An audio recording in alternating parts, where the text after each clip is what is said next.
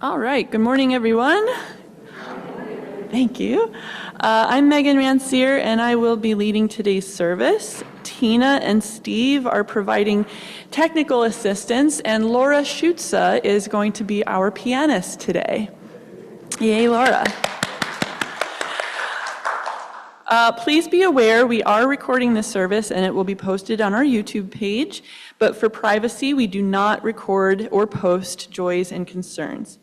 Also, we save announcements for the end of service after extinguishing the chalice. We gather today to foster our understanding of our place in the universe, embracing the worth and dignity of all, supporting justice, equity, and peace in our world, accepting one another as we search for meaning, and respecting the connectedness of all life. All right, I'm scanning for new people, and I only see familiar faces, which is lovely. So that means we can skip the, yada yada about us being a diverse group with different formats, tones, and topics. You know that. So let's go ahead and greet our neighbors. Go ahead.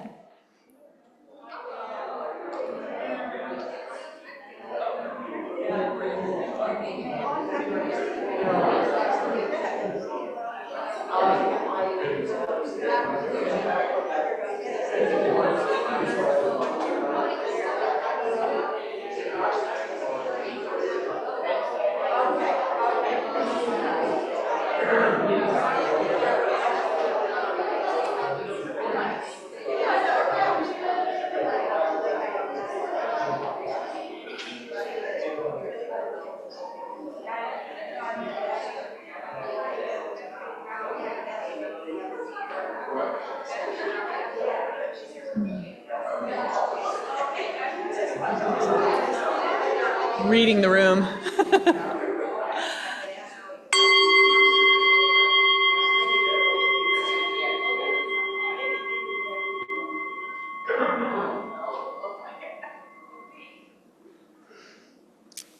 Ooh, I forgot to ask someone to light the chalice. So, you will?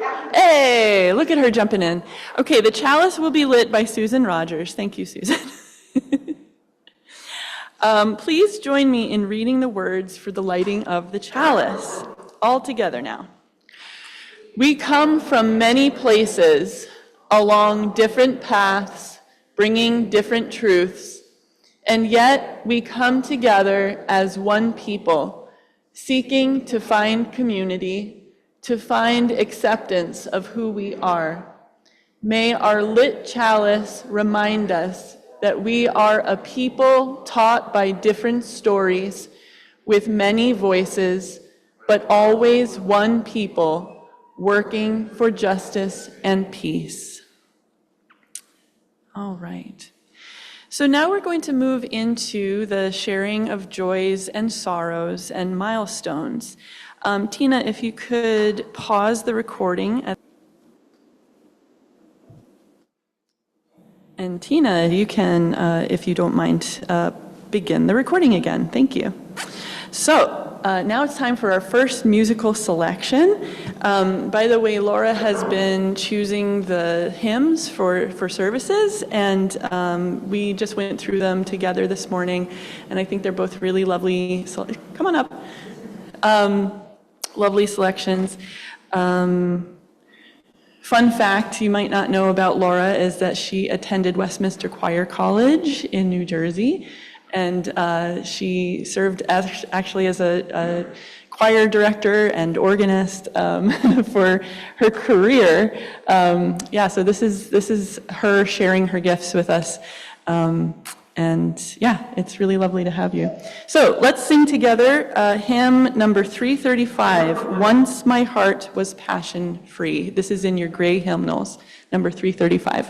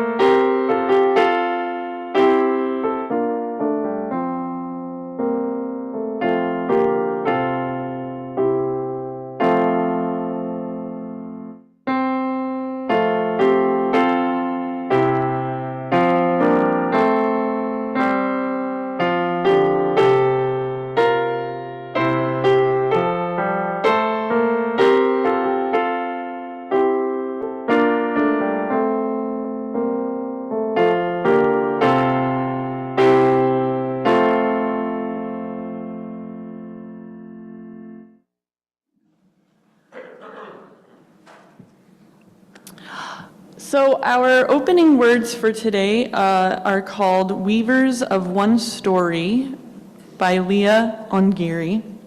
It's very short.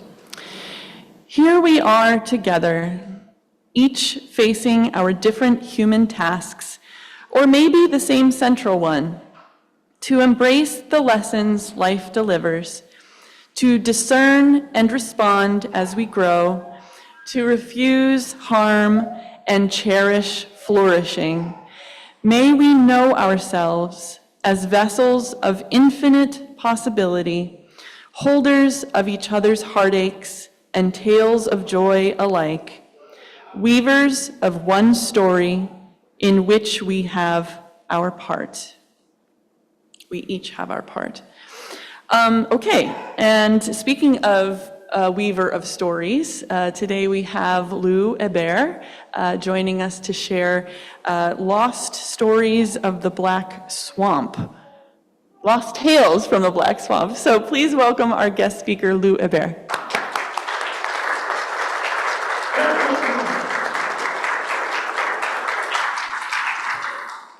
Thanks, Megan, and good morning to all.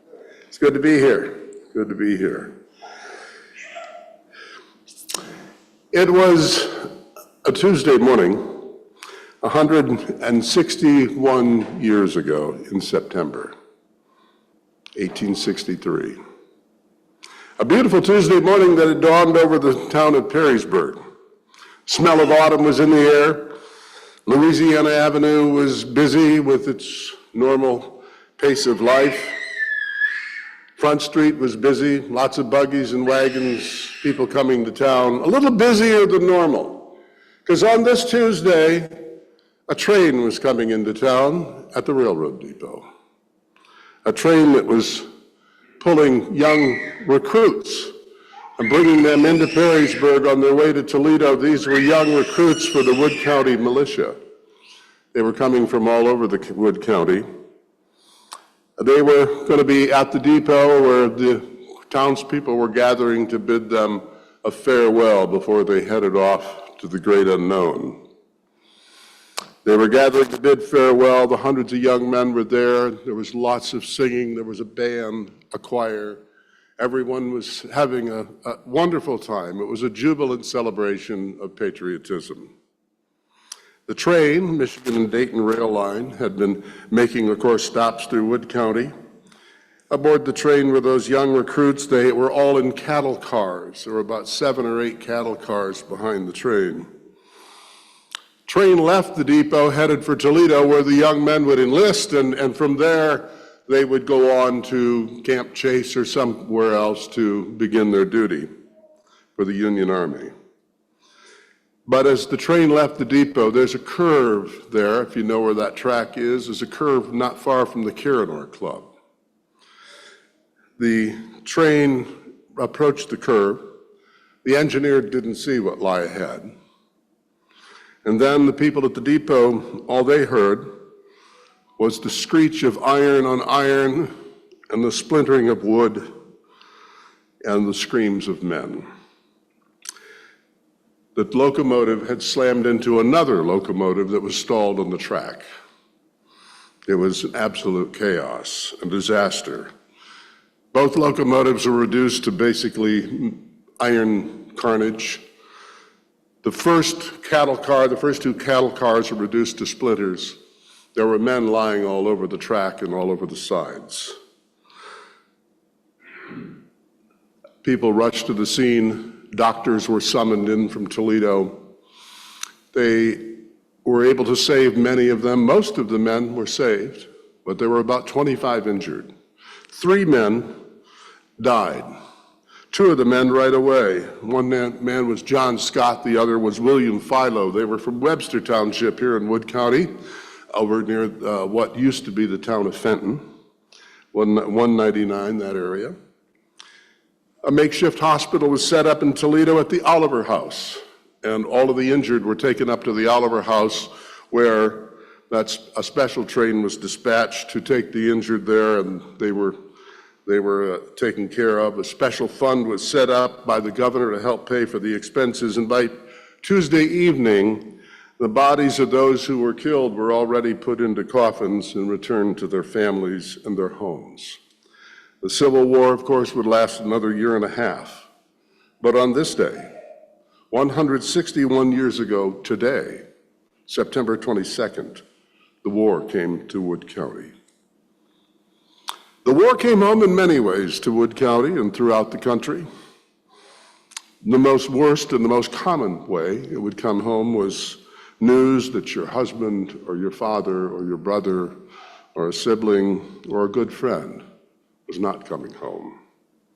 Such was the story of the tragic battlefield death of General James Birdseye McPherson of Clyde, young man from the Black Swamp. Now, he was a career Army man. McPherson fought alongside, he had gone to the academy.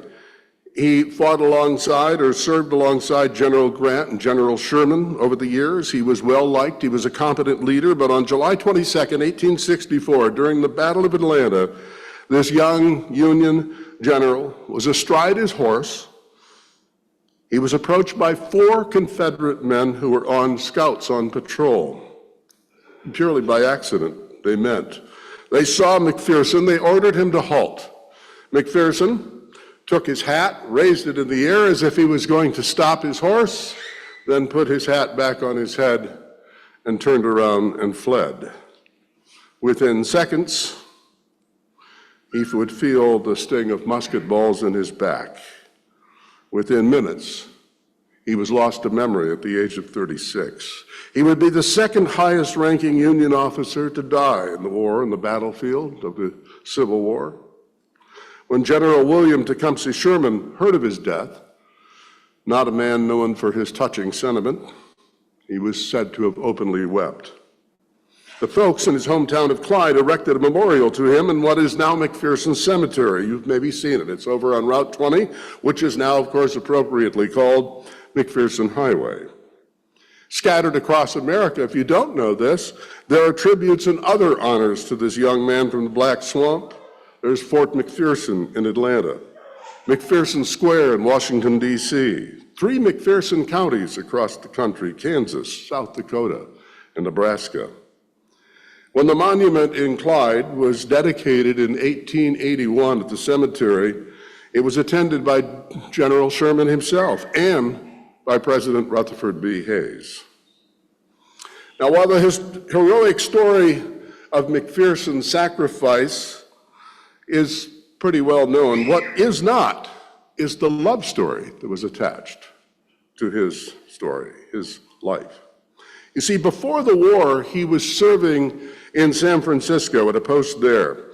And of course, he met a fair young maiden by the name of Emily Hoffman. It was love at first sight. Both of them were smitten with each other. And soon a wedding was planned, but the war obligations would intervene.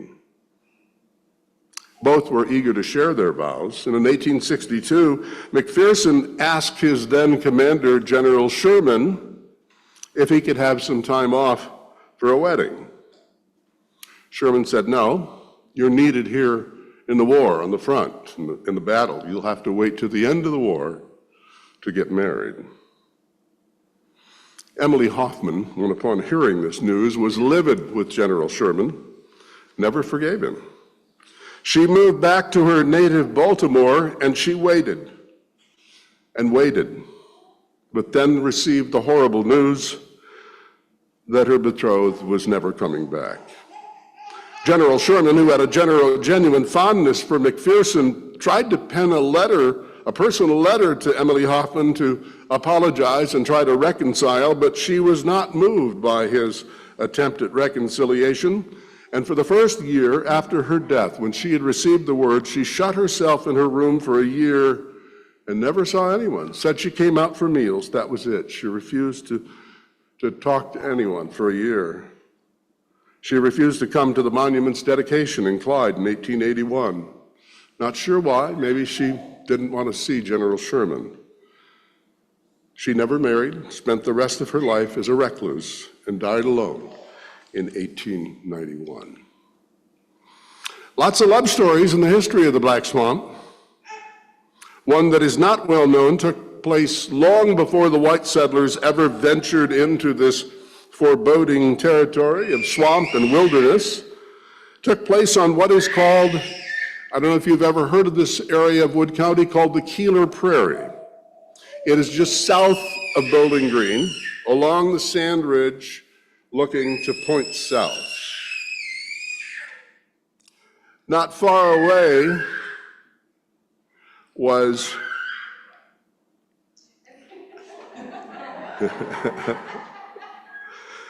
just south of Bowling Green along the Sand Ridge Road, and if you look point south, that essentially is the Keeler Prairie, out towards Weston and that area. And not far away, there was a chief, Ottawa chief of Tandagani, which for the name of Tantagani is named. Tandagani had a beautiful young daughter named Shutnuk, who was infatuated with a young man of the Shawnee tribe who lived out in the Sandusky Plains. Now, he would come to the Black Swamp very often to go fishing, ostensibly, but actually he was making furtive visits to the young daughter of Tandagani.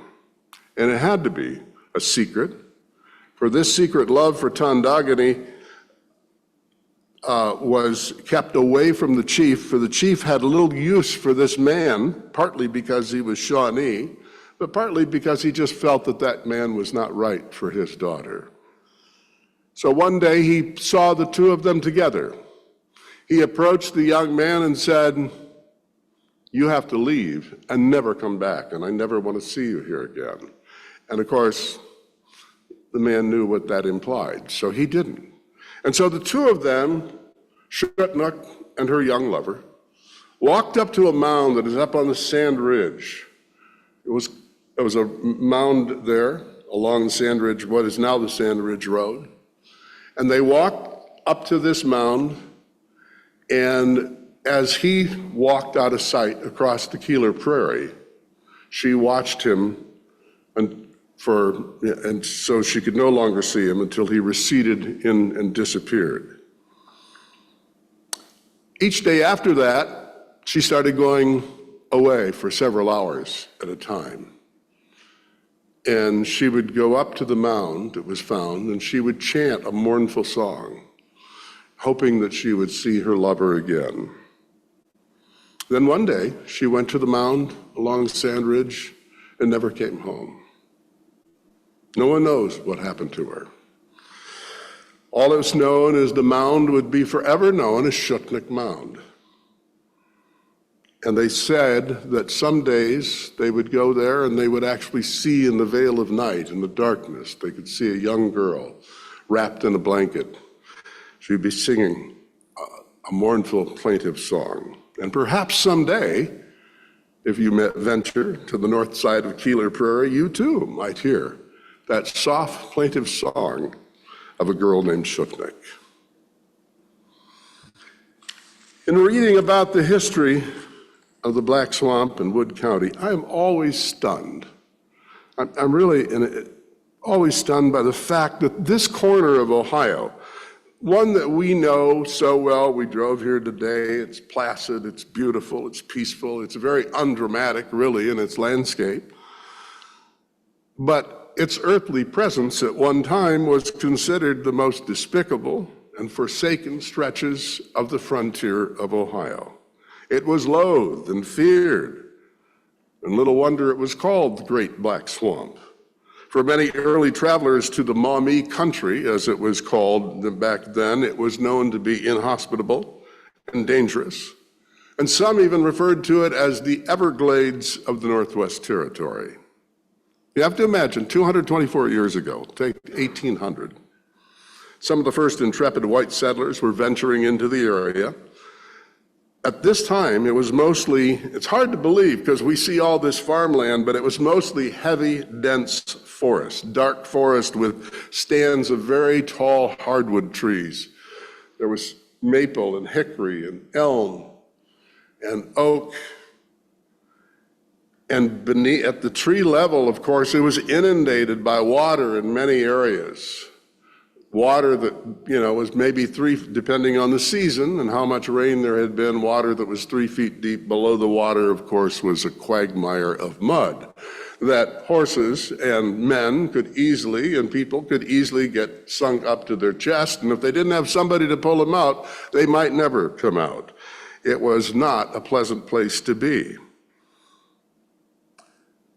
There were no roads, hardly any trails. And even the natives who lived here tried to stay out of the swamp. They knew enough to try to stay on the high ridges and the sand ridges and work their way around. They might carve ways into the swamp, maybe to go hunting, but they didn't go into the swamp if they really didn't have a reason to be there, because after all, what was in the swamp? There were lots of wolves, there were bears, there were wildcats, there were wild hogs, coyotes, coons, and snakes, and bugs, mostly mosquitoes, which could steal a person's life as quickly as a snake bite. And there were a lot of those too. The Mississauga rattler was home here in Wood County. It had a great number of rattlesnakes in this area. The savage wilds of Wood County, not hospitable to humans, and especially children. So in 1835, this is early on, there were just people just starting to really move here. A little 5-year-old girl down in Bloom Township, that's near the Hancock County line, the very southern part of Wood County, around the areas of Bloomdale, Bairdstown, North Baltimore. Little girl, 5 years old, named Peggy Frankfurter. Her dog Penny had been out gathering hickory nuts with some siblings one day. This was late November. It was cold. Somehow she became separated from her siblings. The other children couldn't find her. When they went back home that night, they said, "We can't find Peggy. We don't know where Margaret is." Well, the parents, as you can well imagine, were quite panicked. And they tried reaching as many neighbors as they could. Now, imagine there were no phones. There were no cars to drive to get neighbors, and neighbors were spread out a long area, a long ways away. And they went as far as Tiffin, Fremont, Perrysburg, either by foot or on horseback, to go get other people to join the search. And within a day, they actually had over 200 people searching for Peggy in the woods. Well, this search went on for days. They were able to find her footprints and the footprints of her dog. So that was encouraging the first few days. That was encouraging that perhaps she's still alive and they're still walking and they're still around. So Mom and Dad clung to that hope, and everybody else did too. Well, they kept searching and searching, and they still couldn't find her. 5 days had gone past. And now they noticed the footprints no longer were the dog's footprints were no longer there. It was just the little girl's. So they were even more terrified because they knew the dog was no longer with her. They weren't sure why. They had their fears. They knew at night, how could she survive in the black canopy of that forest, where one could only hear the wild hogs and the howling of wolves and the hooting of owls and lots of strange noises. Had to be terrifying for this little girl, had to be terrifying for her parents, but they didn't give up. They clung to hope. No matter how faint it might have been, they clung to this hope. And then on the 11th day, after many of the neighbors who wanted to get back to their lives had given up hope, on the 11th day, down here in Portage, just south of Bowling Green, a couple miles south of Bowling Green, 15 miles north of where she was originally lost, a young boy was out gathering up some of his cattle that had gotten loose, and he was out gathering the cattle up, and he came back and asked his mother if Indian children might have blue eyes.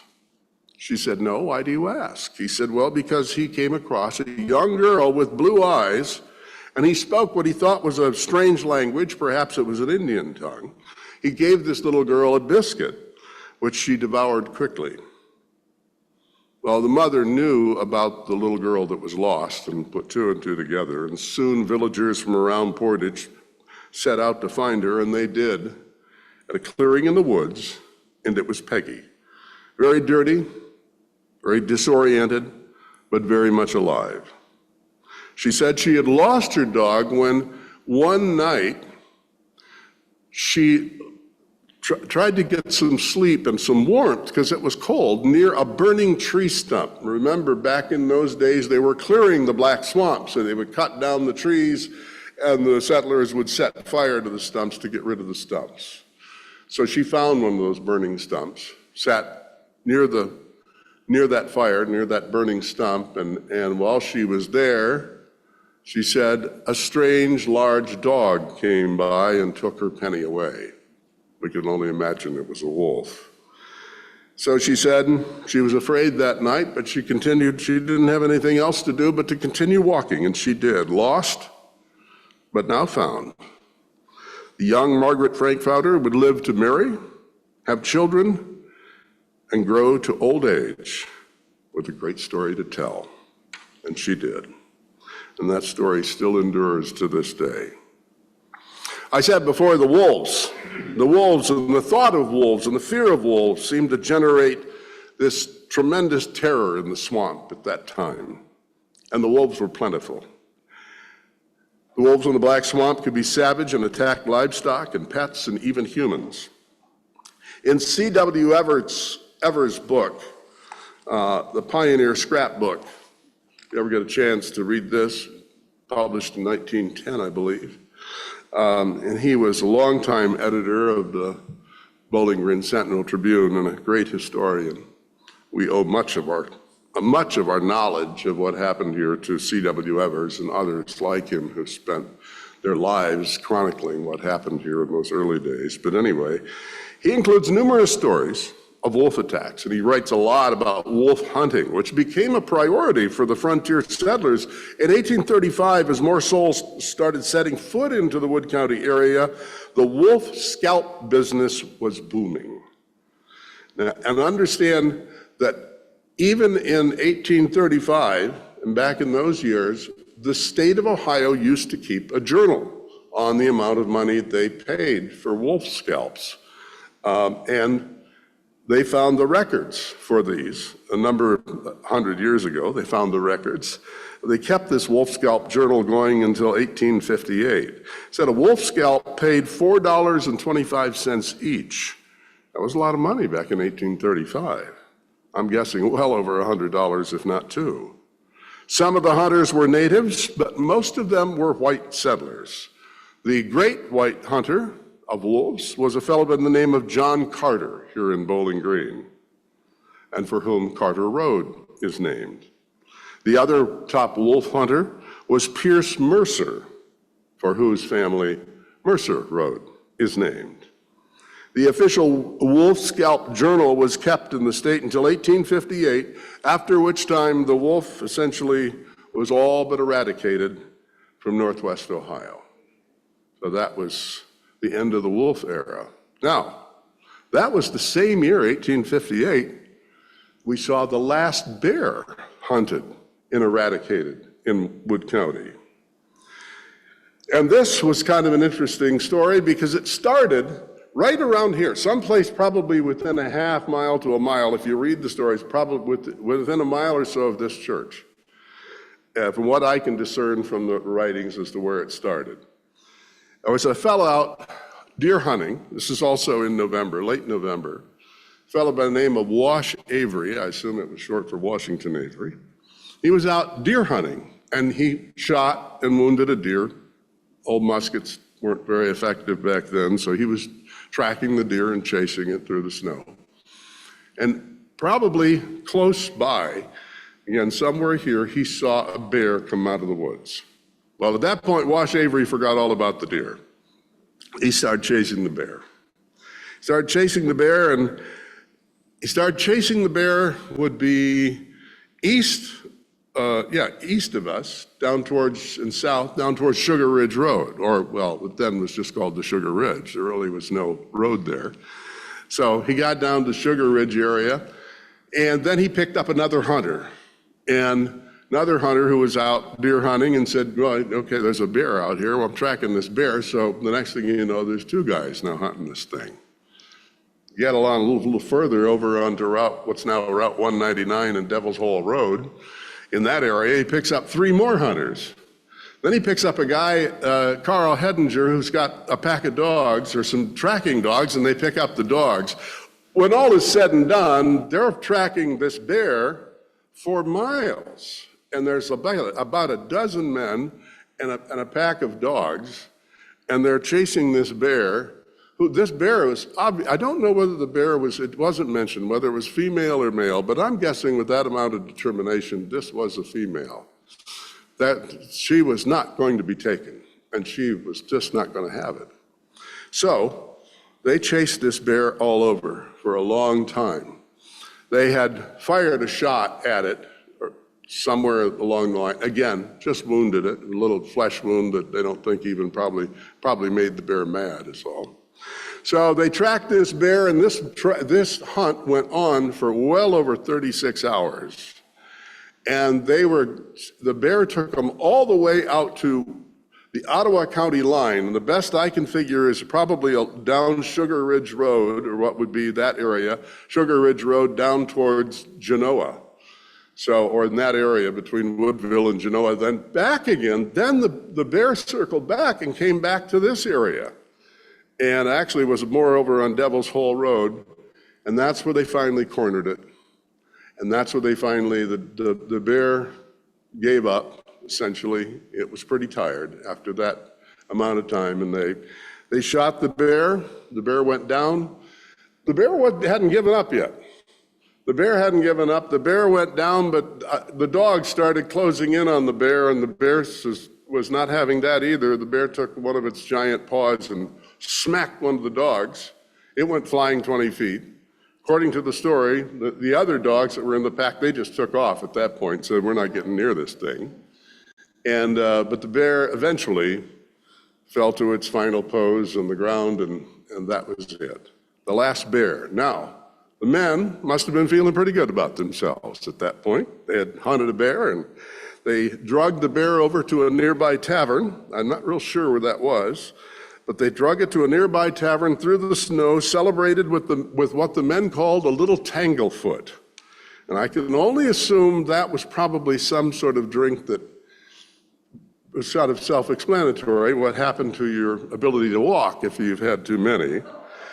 And they divvied up the meat, and most of that meat, about 250 pounds worth, according to the story, and they probably took that meat home and probably lasted them well into December or through the winter. And that was the story of the last bear ever hunted in Wood County.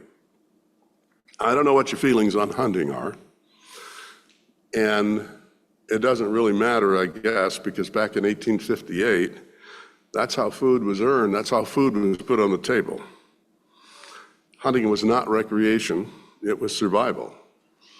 There were no Kroger stores, there was no DoorDash, there was no place else to get food. The food you put in your stomach is the food you either planted or you killed or perhaps you traded for.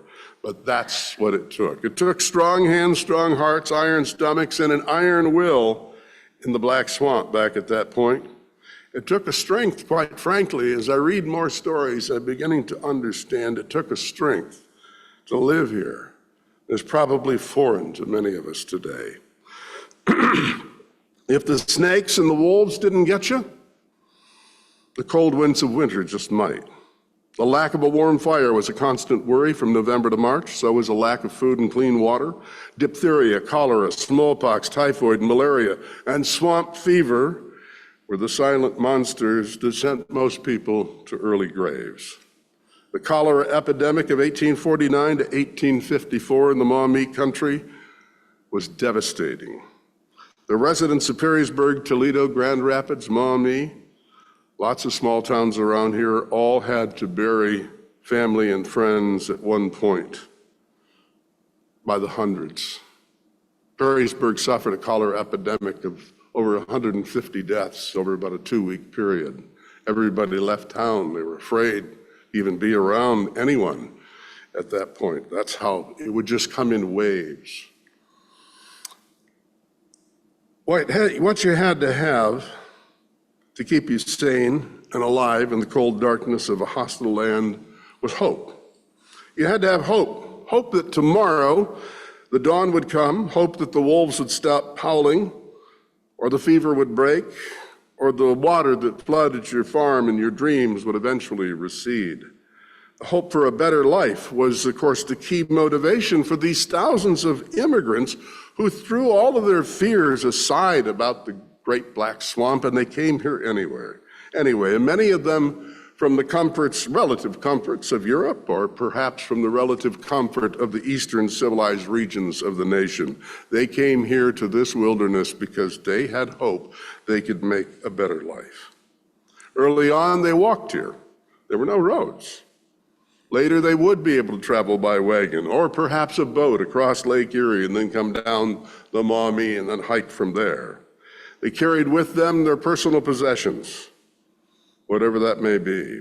They carried with them a belief in their God, in faith, and a belief in themselves. But most of what they had to cling to, was that tiny flickering candle of hope, for without it, they would be lost. One of those who held that candle tight was a lady by the name of Martha Scott. She was born in 1828 in the comfortable woodlands of rural Vermont. She was what might have been called well off, for she was the daughter of a successful dairy farmer. But then, as she learned, there were no guarantees in life. Things changed for her when her father died of cholera. She was a young child at that point. As a teenager, though, she grew restless. She wanted to travel. She wanted to explore this great country. So she left Vermont as a young girl. She made it all the way to St. Louis, then found a family that was actually heading back to Ohio. And they said they were going to go to this town called Fenton in Webster Township. That, by the way, is essentially where 199 and Devil's Hole Road is. That was the town of Fenton.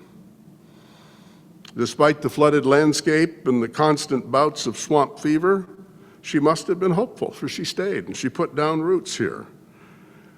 Let me tell you a little about Martha that we know. She was a little woman by physical stature, about 5 feet tall, probably weighed about 100 pounds soaking wet.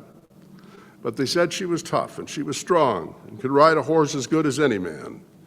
She was also pretty smart. Became a teacher at the Fenton School in 1848. Then she met a fellow by the name of Louis Householder, nearby Householder Corners. Householder Corners is at 199 and State Route 105, which we now call Scotch Ridge. They soon wed, and they lived in Householder Corners while Louis, her husband, started a shingle mill and broom factory. Within a couple of years, they had their first child, a daughter, whom they named Wealthy. Perhaps unusual, but perhaps indicative of the hope and the optimism that Martha had about this new life here in this land. Martha, it was said, was well known and well liked. She often helped those who were ill, and she concocted medicines to try to help them through swamp fever. She was also very respectful to those Indians who remained here, still roaming the countryside, even after their tribes had been sent west on the Trail of Tears.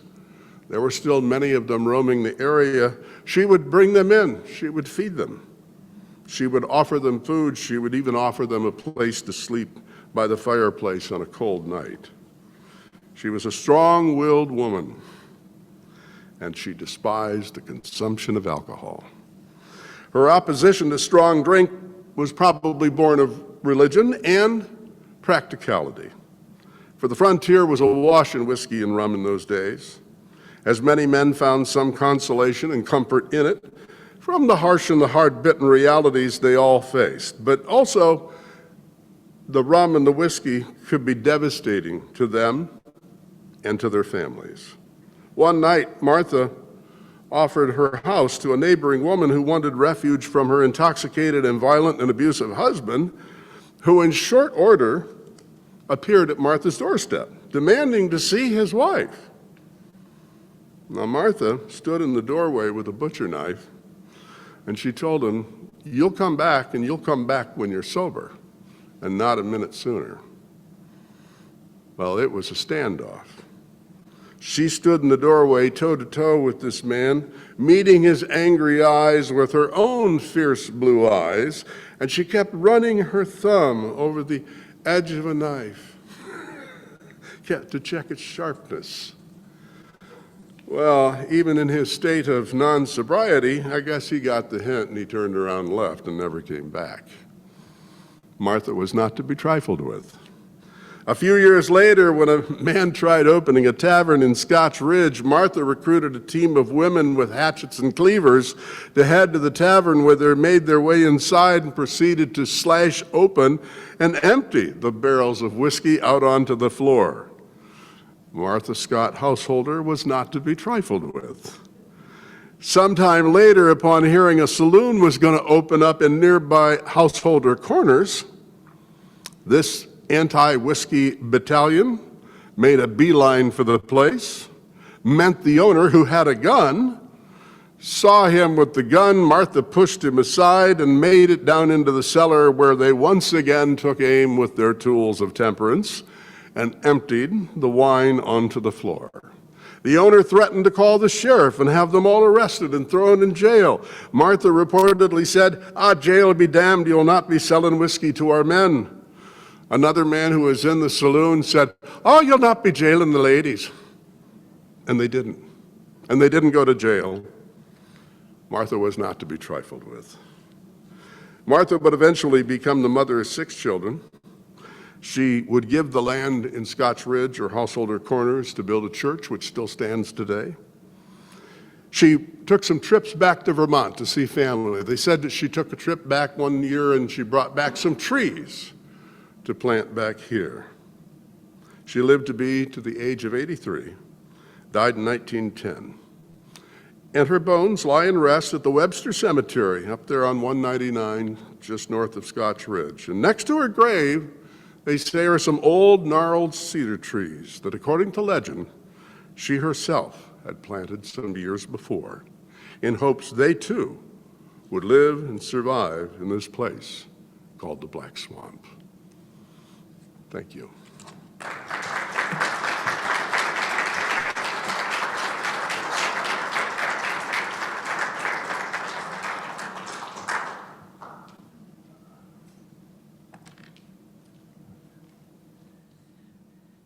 Thank you, Lou. I just want to bring together Lou's wonderful stories with our UU principles, just very briefly, because essentially what Lou is showing us through his storytelling is the principle of interconnectedness. Because when we look outside, it's easy to just look at what's right in front of us. And our human brains often don't see what has been there before. We look at what's there now. And it's really important for us to know these stories, because when we know what has happened on this land, when we know what has happened to this land, we build a relationship with the people, with the land itself. I mean, let's look at the fact that we don't have wolves here anymore, that we don't have bears here anymore. That was a process, right, that happened. That was a human-driven process that happened. Let's also remember the fact that currently in Ohio, there are no federally recognized indigenous tribes, because they were all pushed west to Oklahoma in 1830 because of Andrew Jackson's Indian Removal Act. Okay, so there's always a reason why things are the way they are, and we have to be willing to and remind ourselves to look for those stories so that we see those connections and we keep them at the front of our minds. Okay. So let's move on and have our next musical selection. This is hymn number 308. This is called The Blessings of the Earth and Sky. Hymn number 308.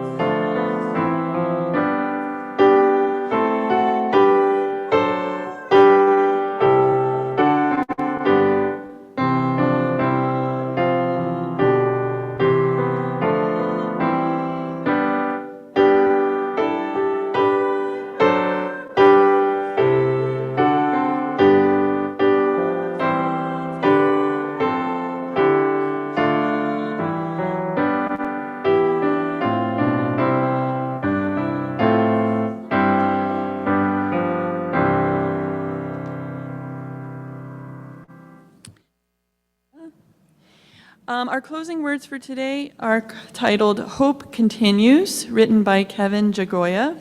Very short. Oh, sorry, offertory. That's important. Okay, so now we will pass our offertory basket. All donations are gratefully welcome. And if you make automatic pledge payments, please place one of the laminated cards in the basket. Also, if you want your contribution to count toward your pledge, put it in an envelope with your name on it. Thank you very much.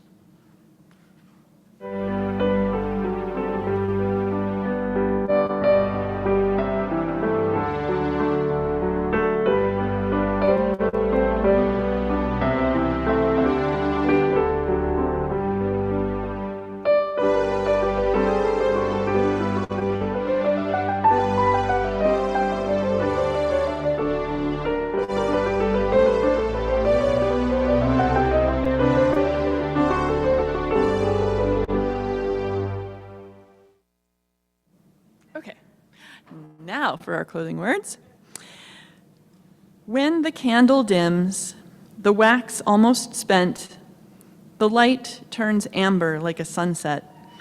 Still it provides light, still it provides heat, still it can kindle new flame, and pass its glow on and contribute to new illumination. When sunsets turn to new days, when seasons transform all, when the candle dims, all is not lost. Hope continues, uncertain and true, like candlelight, ready to spark again, All is not lost. So, as we extinguish the flame on our chalice, let's read the words for extinguishing the chalice up here on the slide. So, all together. As we extinguish the flame on our chalice, we ignite it inside ourselves. Our commitment to our mission and to one another is an unquenchable flame. Let us remember that we are not alone until we light this flame next time. So now is the time for announcements. Does anybody have any announcements they'd like to share? Colleen? Probably? Oh, okay, I'll go first. I will just remind people to please look in their newsletters about upcoming social action activities. This coming Saturday, September 28th, we are going to clean our adopted mile of the Slippery Elm Trail. So for first-timers, finding the parking area can be tricky. So I'm going to try to put very detailed instructions in the newsletter. But you can also ask me directly. You can email me and contact me if you're interested. You don't have to sign up for that. You can just show up. We're going to start at 10 a.m. on Saturday, and it usually takes about an hour, hour and a half. We provide trash bags and plastic gloves. After that is going to be on October 19th, we're going to provide dinner at the Ronald McDonald House in Toledo. We've already gotten a couple of donations of ingredients, so thank you for those. And if you would like to contribute ingredients, there's a list linked to the newsletter. Lastly, I have an announcement about a benefit concert for Palestine. This is happening at Bowling Green State University on the University Hall lawn. It's today, September 22nd, from 2 p.m. to 7 p.m. It is free, but donations are encouraged, and all proceeds will be going to international Palestinian relief efforts. And there are 4 student bands who are going to perform at this event.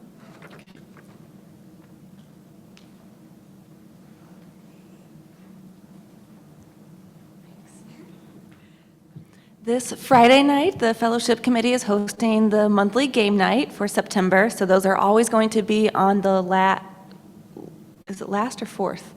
Sometimes that's not the same. Anyway, thank you. I think it's the last. I think it's sorry, I should have worked this out. All right, the last Friday of every month, which this month happens to be this Friday, September 27th. Sometimes it's the 5th Friday of the month, but it's always the last Friday of the month. The game night will be out here in Social Hall, so feel free to tell your friends, and you could bring a board game from home, or we have plenty here. You could also bring a snack if you want, but we have those too. So hope to see you this Friday in the Social Hall at 7 p.m., September 27th.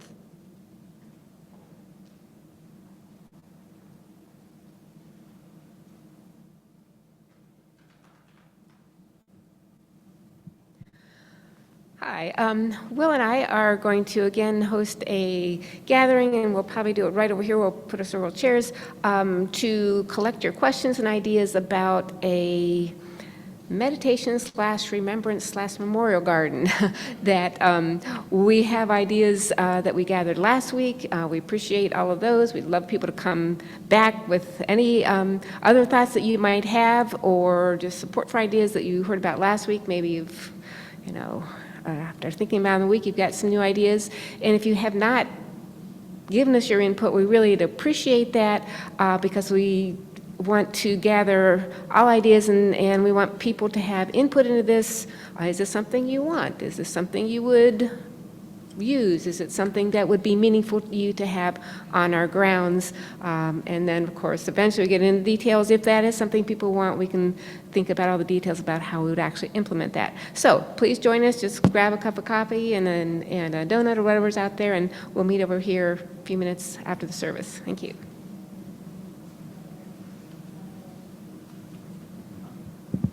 Any other announcements? Okay.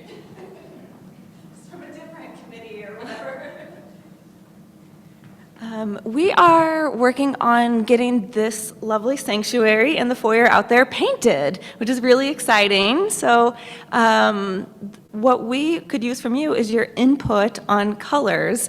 So Lisa and I did a little color shopping this morning, and we brought little samples from, yeah, Lisa's got them there. So, either today or next Sunday, we'd love your input. We'll just hang those up on the wall so you can get an idea of what they would look like, and we'll put up a paper for you to give your comments and votes, and, we'd love to have some other input besides ours on just what would look good in here.